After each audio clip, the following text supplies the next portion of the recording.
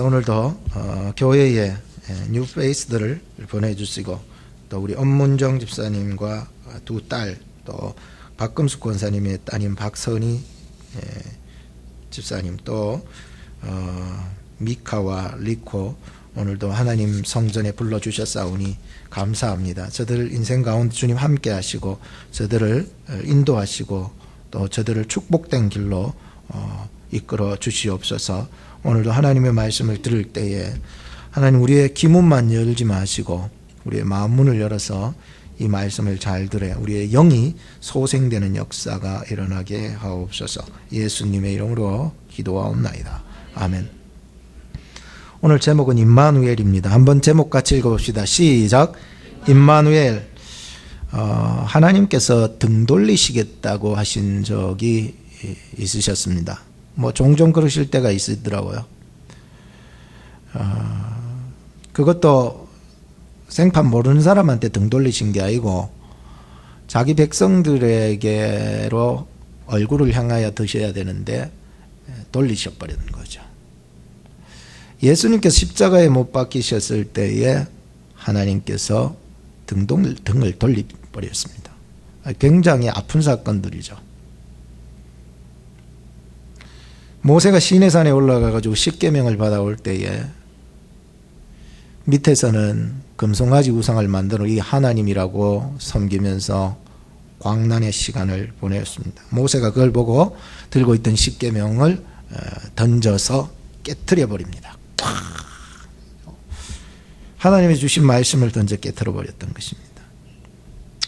그리고 우상을 완전히 회파하고 깨부셔서 없애버리고 맙니다. 그때 하나님께서는 이 모든 백성들을 다 멸절시키고 모세 너와 다시 큰 나라를 이루겠다고 말씀했습니다. 이제 백성들은 다 죽게 될 지경이었습니다.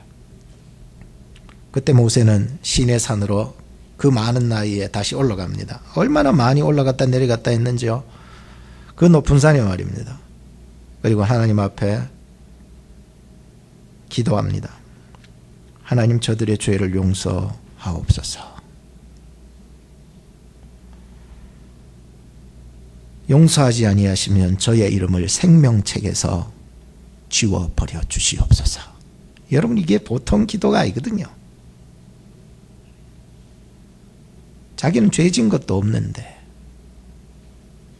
이 모든 백성들을 책임지고 생명책에 이름이 지워진다 할지라도 하나님 바라옵기는 이 백성들의 죄를 사하여 주시옵소서. 그때 하나님께서 이런 말씀을 하셨습니다. 오냐, 너희들을 이제 가나안으로 올려보내겠다. 그렇지만 나는 너희와 함께 올라가지 아니하리라. 너희는 목이 곧은 백성이기에 내가 가는 중에 너희들을 완전히 진멸할까 염려하노라. 이렇게 말씀하셨어요. 그러니 세상에 가나안으로 보내주시겠다는 약속대로 보내주셨지만 하나님께서 함께 올라가지 아니하시겠다고 이 말씀을 주신 거예요. 최고 우리에게 가장 큰 약속은 가나안 땅이라기보다는 하나님이 함께 하시느냐가 더 중요한 거지 가나안에 들어가는 게 중요한 게 아니잖아요. 내가 뭔 일을 하고 목적을 이루는 것보다도 내가 이 일 가운데 하나님이 나와 함께 하시는 게 아시죠? 하나님 없는 가나안이 무슨 소용이 있겠습니까? 주와 함께라면 가난해도 좋아. 주와 함께라면 병들어도 좋아. 라면 중에서 제일 맛있는 라면이 주와 함께라면 이 라면이 나오면 이제 이 세상은 뒤집어집니다.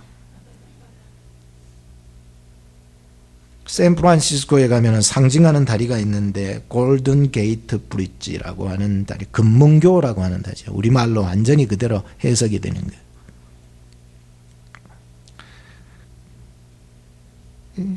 길이가 2.74km, 폭이 27.43m, 해수면에서부터 그 높이가 67m, 양쪽에 큰 타워가 세워져 있어서 이 타워가 두 개를 중심으로 해서 1m 정도의 두께의 이러한 그 케이블이, 강철 와이어로 만든 이 케이블이 이게 이렇게 두 개가 딱 이렇게 이 케이블에 의해서 이렇게 널려져 있습니다.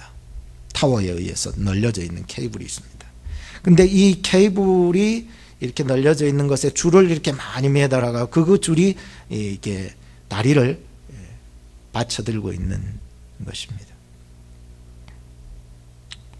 근데 그 케이블이요, 타워에 연결되어 있는 케이블이 그 보면은 마치 머리카락보다 조금 더 굵은 그러한 강철줄로 막 이루어졌는데, 그 머리카락보다 약간 굵은 그 강철줄이 27,572개로 이루어졌다는 거예요. 그러니까 그 굵은 이 케이블이 그런 가느다란 머리카락 같은 강철로 서로 연결돼서 꽈서 연결돼서 그것이 이제 다리를, 긴 다리를, 그 무거운 다리를 받치고 있다라고 하는 것을 보게 되었습니다. 그걸 보면서 큰 교훈을 얻었습니다. 일단은 왜? 아무리 머리카락 같은 그러한 인생들도 합치면은 큰 일도 해낼 수 있다라고 하는 교훈을 받았습니다. 그러나 아무리 강철 와이들이 모여서 그 큰 걸 든다 할지라도 하나님이 한번 흔들어져 버리면은 그 모든 거 다 끊어져 버리고 말 것이라는 것을 알게 되었습니다. 우리 개인들도 가정들도 사업도 하나님을 붙잡지 않으면 그 결과는 마치 모래 위에 세운 집과 같은 처참한 결과를 맞이하게 되는 것이죠. 그럼 과연 나는 지금 무엇을 붙잡고 있습니까? 오늘 저는 임마누엘이라는 제목으로 이사야서 7장 14절의 말씀을 전해드립니다. 임마누엘은 뜻이 무엇일까요? 하나님이 우리와 함께 계시다. 하나님이 우리와 함께 계시다. 야곱에게도 하나님께서는 나타나셔서 내가 너와 함께 있어 어디로 가든지 너를 지키며 떠나지 아니하리라.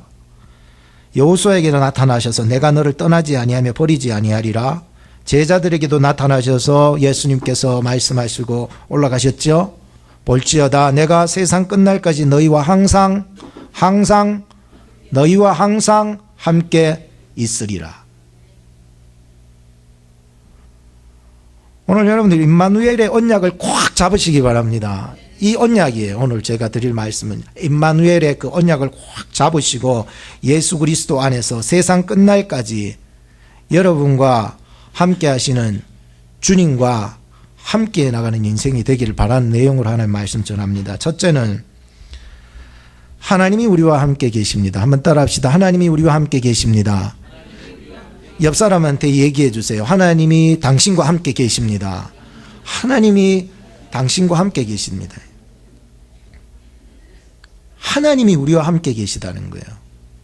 그러니 세상에 이 말씀만 들으면은 세상이 무너져도 우리는요 든든합니다. 그렇지 않아요?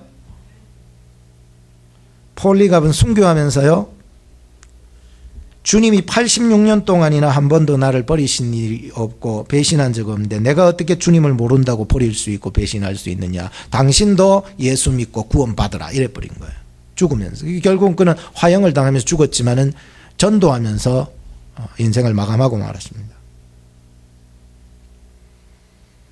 사실 이런 사람도 우리가 있지만은 디모데후서 4장 10절에 보면 세상을 사랑해서 세상을 쫓아갔던 데마 같은 사람도 있어요. 그렇게 오랫동안 바울과 함께 동역을 하면서 하나님의 복음을 전하다가 세상에 그만 빠져버려서 세상을 사랑하다가 복음이고 뭐고 바울이고 뭐고 다 놔버리고 세상을 쫓아 그냥 사랑하니까 쫓아가 버린 거예요. 여러분, 사람한테 의지했다가 사람한테 실망받습니다.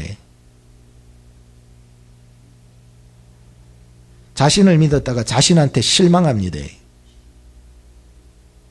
세상을 사랑했다가 세상 비관하면서 청춘을 돌려달라, 나는 어떡하냐고 그렇게 한숨 쉬면서 인생 갑니다.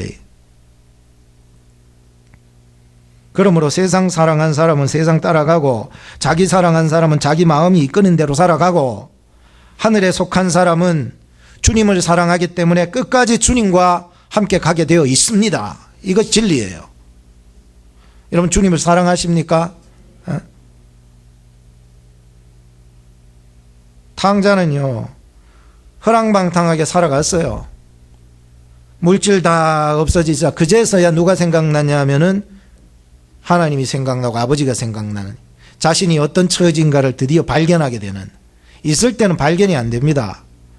없어져 봐야 그제서야 내 자신을 발견하고 하나님 앞에, 아버지 앞에 내가 얼마나 죄인인가를 깨닫게 될 것입니다. 그리고 탕자는 하나님과 아버지께 죄를 범한 것을 회개하고 돌아섭니다. 그리고 아버지께로 돌아갑니다. 순서들을 잘 알아야 됩니다. 아버지께서 여전히 기다리고 계셨고 아버지 만나는 순간에 얼마나 반기시든지 거의 맨발 벗고 뛰어갔다고 생각합니다. 성경에 맨발이라고 적혀 있지는 않지만은 얼마나 아버지가 뛰어갔어요. 오는 아들을 보고 대문판에 안에 거짓골을 했지만은 아들인 거 알아버렸습니다. 그리고는 뛰어가서 반기면서 그를 안고 입을 맞추었다고 기록하고 있습니다. 그리고 그의 모든 죄를 다 용서해 주시고 그의 모든 신분을 다 회복시켜 주셨습니다. 이게 하나님의 사랑이거든요. 탕자는 비록 떠났어도 아버지는 여전히 기다리게 계셨고 탕자는 비록 허랑방탕하게 살아도 아버지의 마음은 늘 그와 함께 하고 있었다는 것이죠. 이게 하나님의 사랑이었다. 이사야서 1장 18절에 보면 오라 우리가 서로 변론하자. 너희 죄가 주홍 같을지라도 눈과 같이 희어질 것이요 진홍같이 붉을지라도 양털같이 되리라. 너희가 즐겨 순종하면 땅의 아름다운 소산을 먹을 것이요 너희가 거절하여 배반하면 칼에 삼키우리라 라고 말씀했습니다. 여러분, 정말 무서운 말씀이죠. 근데 여러분, 성경을 잘 보시면 무서운 말씀은 끝에 한 말씀뿐이고 나머지는 다 우리에게 축복을 주시는 말씀이었어요. 그런데 우리가 집중하고 있는 것이 뭡니까? 안 되는 거, 무서운 거, 부정적인 거, 거기에만 시선이 맞춰져 있지. 하나님이 우리에게 주시는 눈과 같이 될 것이요 양철같이 될 것이요 너희들이 순종하게 되면 이 땅의 모든 아름다운 실과 소산을 너희에게 얻게 해주리라. 이 귀한 축복은 바라보지 못하는 거예요. 오늘 본문으로 돌아와 볼 때에 우리가 성경을 읽었습니다. 여기서 핵심 단어인 이 임마누엘은 하나님의 엄청난 사랑이었습니다. 그 사랑을 바라보라는 건데, 여러분들 성경의 이사야서가 이루어지게 된 그 역사의 배경에는 열왕들의 모습들이 많이 일어요. 그 열왕들을 향하여서 이 이사야는 하나님의 메시지를 전하고 있었거든요.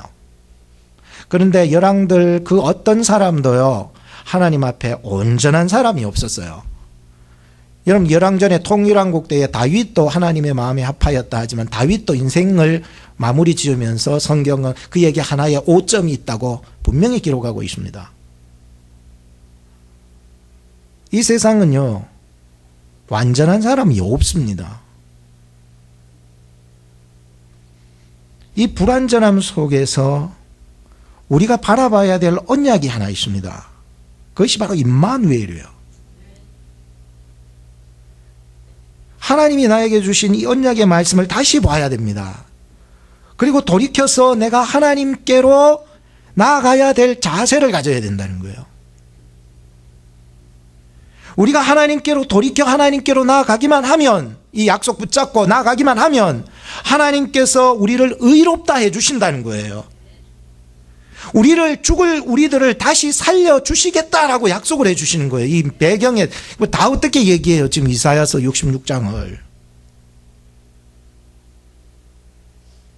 오늘 14절의 말씀에 보라 처녀가, 보라, 여러분 봐야 됩니다. 보라 처녀가 잉태해서 아들을 낳을 것이고 그 이름을 임마누엘이라 하리라 분명히 말씀하고 있습니다. 오늘 우리가요 봐야 될 게 있습니다. 어딥니까? 아들을 봐야 됩니다. 그 이름을 임마누엘이라 하신 그분에게 집중이 되어야 되는 거예요. 누굽니까? 오직 예수 그리스도십니다. 살아계신 하나님의 아들이시죠. 날 위해서 십자가에 죽으시고 내 죄를 사해 주실 우리의 구원자 메시아 그리스도 같은 말이에요. 그분에게 집중해야 돼요. 그분은 살아계신 하나님의 아들이셨던 거예요. 그가 하나님이셨고요.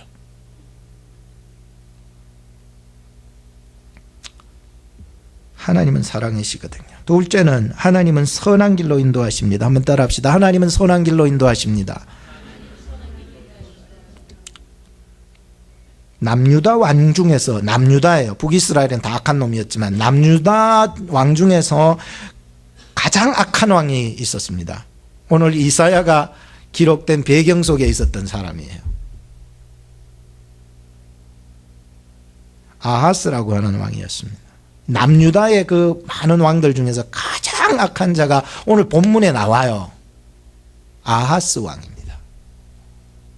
남유다에는 보통 그래도 하나님을 잘 믿어보려고 하는 그런 사람들이 많았어요. 그런데 가장 악한 왕이었어요. 남유다 중에서 약속하신 땅이었거든요. 예루살렘. 그가 1차 범죄, 2차 범죄, 3차 범죄를 저질렀는데 첫 번째로는 그가 여호와 보실 때 악한 왕으로서 살았고 바알 숭배를 했고 몰록을 숭배를 했습니다. 몰록을 숭배했다라고 하는 것은 아주 무서운 거죠. 사실 자기 자녀들을 불살라가지고 신의 마음을 기쁘게 해준다니까 자식을 태워버리는 거예요. 이 얼마나 이게 무서운 짓을 했냐는 거예요. 이게 아하스 왕이 그랬습니다. 2차 범죄가 뭡니까? 말씀을 무시하는 거예요. 이사야를 통하여서 하나님의 말씀을 계속 증거하는데도 그는 성경 그대로 나는 구하지 아니하겠나이다. 거절해버린 거예요. 무시해버린 거예요. 결국은 하나님의 말씀을 이사야를 통해서 증거했지만은 무시하고 나가자 하나님께서 하루아침에 12만 명을 그냥 싹쓸이 죽여버리게 됩니다. 대적들을 통해서. 그리고 20만 명이나 되는 사람들이 끌고 북이스라엘의 포로가 되어서 북왕국으로 끌려가 버리더요. 그 외에 더 많은 사람들이 끌려가지고는 그 아람 나라로 끌려가게 되죠. 세 번째 범죄는 뭡니까? 하나님을 구하지 않았다는 겁니다. 야, 다메섹 즉 아람이죠. 다메섹 아람이 쳐들어와 가지고 그렇게 뺏어가고 훔쳐가고 죽이고 할 때에 이 아하스의 왕 마음속에 무슨 마음이 드느냐? 아, 하나님은 별거 없다. 다메섹 즉 아람의 신을 섬기자. 그래가지고 아람 다메섹의 신을 가지고 와서 모든 성읍에다가 퍼뜨리고 그 신이야말로 대단한 신이다 그러면서 그 다메섹의 신들을 섬겨나가기 시작했다고 기록하고 있습니다. 엄청난 짓을 저지른 거예요. 이게 나무 왕이 아니라 하나님의 약속하신 예루살렘, 이 유다 왕이 아하스가 이렇게 이 일을 저질렀다는 거예요. 그럼에도 끊임없이 하나님은 선지자를 통하여서 하나님 말씀하셨고 그러면서 그는 거절했고 배신했고 회개하지 않았습니다. 처참한 결과를 맞이하게 되었습니다. 그래서 그는 그 왕들이 묻히는 그 무덤에 묻히지 못했다고 기록하고 있어요. 얼마나 처참합니까? 하나님의 사랑은요, 우리를 향하여 죄를 끊으라고 말씀하십니다. 죄를 또 저지르라고 하는 것은 하나님의 사랑이 아니에요. 어떤 부모가 자녀들이 죄를 저지르고 또 죄를 저지르라고 할 부모가 어디 있습니까? 그게 하나님 부모의 사랑입니까? 아니잖아요. 이런 죄악 가운데에 얼마나 심각합니까? 이런 죄악 가운데서도 하나님께서는 계속 말씀하고 계셨다는 게, 하나님이 아직까지 예루살렘을 향한 다윗을 통하여서 이 아하시아에게 기회를 주고 얼마나 사랑하고 계셨다는 것을 볼 줄 알아야 되죠. 오늘 여러분들이 이 자리에 앉아서 하나님의 말씀을 듣고 있는다 그 자체가 하나님이 여러분들을 사랑한다는 증거가 됩니다. 하나님의 사랑은 우상을 섬기지 말라고 합니다. 그런데 많은 목회자들이나 많은 리더들이요, 성도들 떠나갈까 봐 우상 같이 섬겨라는 거예요. 우상도 섬기고 하나님도 섬기고 다 같이 섬겨라는 거예요. 죄도 지으면서 하나님을 믿으라는 거예요. 이게 어떻게 하나님의 사랑이냐라고 얘기하고 싶은 거죠. 말씀을 무시하지 말라고 합니다. 하나님은 계속해서 선지자를 통하여서 하나님의 말씀을 증거합니다. 하나님께로 돌아오라, 너의 죄에서 회개하고 나에게로 돌아오라, 돌아오라, 돌아오라, 그렇게 말씀하는데 거절해버립니다. 무시해버리는 거예요. 하나님께서는요, 지금도 죄에 거하고 우상에 거하고 마귀에 사로잡혀 눌려있는 자들을 향하여서 하나님은 말씀하시며 돌아오라고 하십니다. 순종하라, 기도하라. 제일 저주가 뭘까요? 그럼 축복은 뭘까요? 기도를 할 수 없는 상황에 기도하는 사람이 축복된 사람이에요. 기도할 수 있는 상황임에도 기도하지 못하는 사람이야말로 정말로 하나님이 멸하시기로 작정한 사람이고 그 공동체가 아닐까요? 여러분, 기도하고 계십니까? 말씀을 듣고 계십니까? 죄를 끊으십니까? 우상을 버리십니까?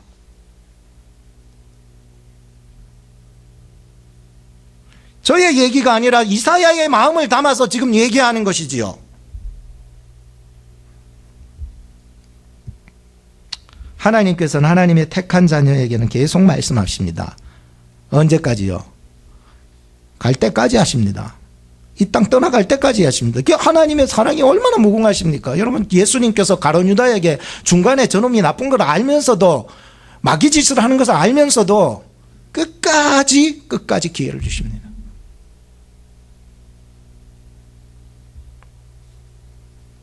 그래서 하나님께서는 시편 23편으로 우리를 인도해 나가시는 거예요. 여호와는 나의 목자시니 내게 부족함이 없으리로다. 그가 나를 푸른 초장으로 인도하신다. 오늘 저와 여러분들의 인생을 여호와께서 푸른 초장으로 쉴 만한 물가로 인도해 나가신다는 것을 확실하게 믿으셔야 됩니다. 하나님은, 우리가 믿는 하나님은 죄의 길로, 우상의 길로, 마귀의 종로로 가는 길로 인도하지 않으셔요. 그건 사랑이 아니에요. 하나님은 반드시 시편 23편의 길로 인도해 나가시는 분이 우리 하나님이셨다니까. 제가 미국에 온 것도요, 하나님의 인도하심이었고, 여러분들이 미국에 오셨고 이 자리에 앉으신 것도 하나님의 인도하심을 믿으십니까? 하나님은, 여호와는 선하신 분이에요. 여러분들이 잘 되기를 원하시고, 지난 주간에 제가 유학생들 마지막 최후의 만찬을 하게 되는 자리에 참석하게 되었습니다. 우리 이윤숙 집사님이 자리를 베풀어 주셨는데 너무 감사합니다. 그래서 유학생들이 모닥불 앞에 앉아가지고 서로 이제 이야기하고 할 때 저도 끼어 앉아가지고는 잠시나마 이야기를 나눈 적이 있었습니다.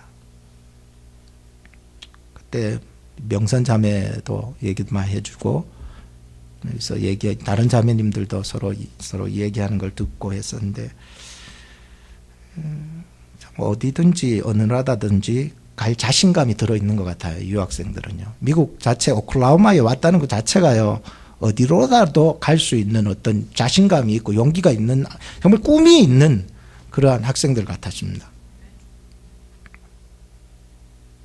그때 제가 참 어디를 가든지 간에 꿈을 가지고 하나님께서 못 가게 하실 곳은 없으니 어디라도 인도해 나가실 것을 믿는다 라고 얘기를 해준 적이 있었습니다. 오늘 우리 박예리 집사님이 기도하실 때에 나왔던 그 성경 구절처럼 사람이 마음으로 자기의 길을 계획한다 할지라도 그 길을 인도하시는 이는 여호와시니라.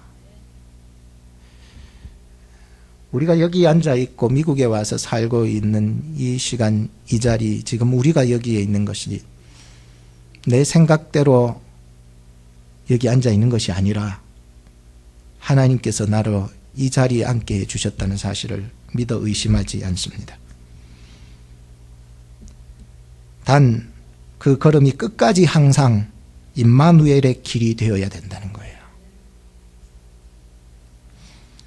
이런 축복이 항상 여러분들에게 있어지게 된다면 여러분들의 길은 마치 요셉과 같이, 다니엘과 같이, 또 다윗과 같이 하나님께서 함께 하실 줄로 믿습니다. 세 번째는 하나님의 징조를 바라보셔야 합니다. 오늘 본문의 배경의 역사 얘기하자면 지루할까봐 제가 어쨌든지 줄이고 요약하고 그러려고 많이 노력하는데도 그래도 알아야 될 역사입니다. 오늘 본문의 배경에 나타나는 이 역사는 여러분 반드시 알아야 됩니다.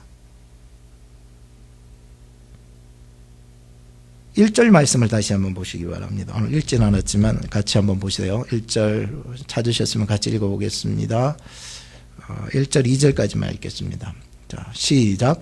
우시아의 손자요 요담의 아들인 유다왕 아하스 때에 아람 왕 르신과 르말리아의 아들 이스라엘 왕 베가가 올라와서 예루살렘을 쳤으나 능히 이기지 못하니라.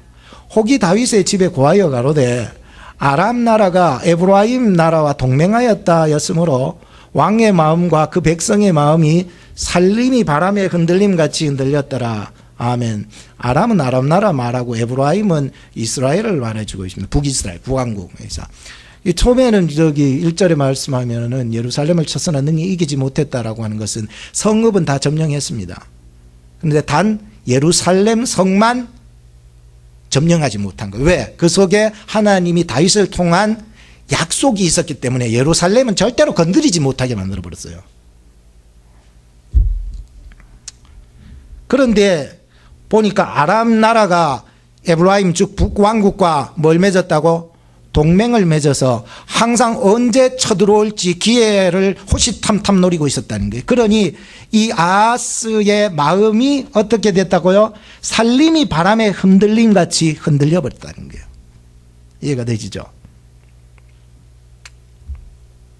정말 불안해 죽을 지경입니다. 여러분들 생각해 보세요. 초조해가 죽을 지경입니다. 3절에 보면 그때 하나님께서 이사야를 보내셔서 말씀하게 하셨는데 저놈들은 다 타다 남은 부지깽이 같은 놈들이니까 좀 있으면 다 멸망하니까 가서 너는 아하스 왕에게 가서 너는 두려워 말고 낙심하지 말라라고 하나님의 말씀을 전하라고 했습니다. 11절 말씀을 건너뛰면 너는 너의 하나님 여호와께서 너는 너의 하나님께 징조를 보여달라고 기도하라라고 했습니다.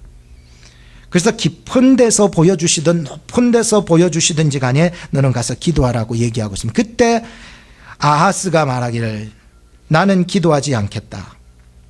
그건 하나님 시험하는 일이니까 기도하지 않겠다라고 변명을 합니다. 하나님 제대로 믿지 않는 자가 말이죠. 14절 말씀에 보면은 그때 이사야가 말하기를, 우리 14절 다시 한번 오늘 읽었지만 한 번 더 읽어보면서 하나님이 주신 징조를 발견했으면 좋겠습니다. 14절 시작. 그러므로 주께서 친히 징조로 너희에게 주실 것이라. 보라, 처녀가 잉태하여 아들을 낳을 것이요 그 이름을 임마누엘이라 하리라. 아멘. 참 대적들이 연합해서 쳐들어올 때처럼 두려운 상황은 없을 거예요. 한 사람이 나를 공격하면 맞대응해서라도 싸울 수 있지만은 주변이 동서남북이 다 대적같이 나를 할 때 얼마나 초조하겠습니까? 얼마나 공고하겠습니까? 그러나 하나님께서 내 백성을 포기하지 않으시려고 말씀하시는 사랑의 언약이 이 14절 말씀 속에 있습니다. 그것을 붙잡고 하나님께 돌아선다면 하나님께서는 이 전쟁에서 희망을 주시리라 확신이 왔거든요. 분명히. 오늘날에도요, 죄와 우상에 눌려서 고통이 찾아오는 사람들이 엄청 많습니다. 여러분들 모두가 그렇습니다. 인간으로 태어난 사람치고는 불안과 두려움에서 벗어날 사람이 없습니다. 그래서 고통이 찾아오고 낙심이 찾아오고 어떻게 사는 것 자체가 수고하고 무거운 짐을 지닌 삶이에요. 이게 인생이라니까요. 그거는. 오늘 이 하나님의 약속을 붙잡는 자 안에서 이러한 죄와 우상과 고통과 낙심과 수고와 무거운 짐에서부터 이 언약의 말씀 가운데서 자유와 노임을 주시는 하나님의 축복의 말씀이 들어있는 거예요. 참된 평안과 기쁨을 주시는 하나님의 은혜가 있는 거예요. 하나님 앞에 엎드려서 주를 구하고 주님을 구하고 또 구하고 시작하면 하나님께서 반드시 그 사람에게 참된 평안함을 주신다는 거예요. 저는 경험했거든요. 지난주에도.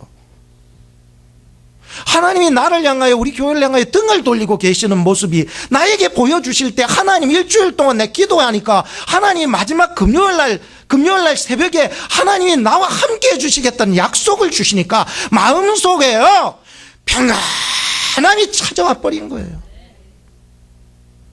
여러분 부부싸움에도 부부가 남편이 등 돌리고 앉아있으면 마음 편해요 안 편해요? 여러분 하나님하고 화해하셨습니까?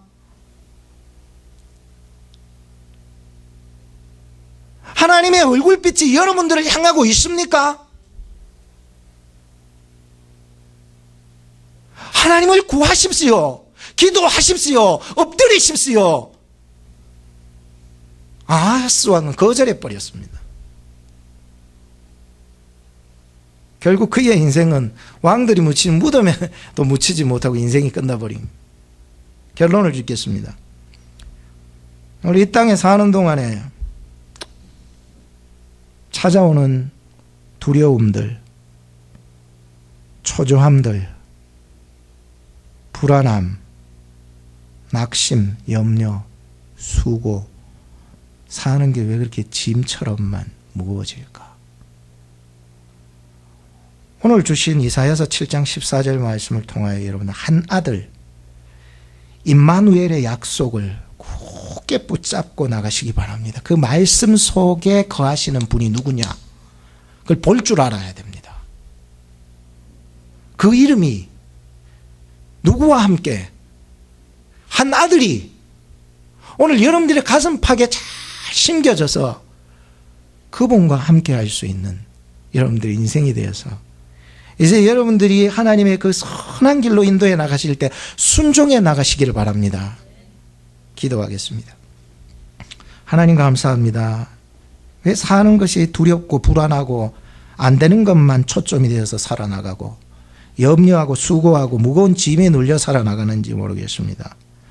오늘 한 아들 임마누엘 되신 예수 그리스도를 바라볼 수 있도록 도와주옵소서. 그분 안에 있을 때 얼마나 평안하고 얼마나 살고 얼마나 숨을 쉬고 얼마나 기쁜지 즐거운지 그분 안에서 경험해 나가는 저희들 되게 하여 주시옵소서.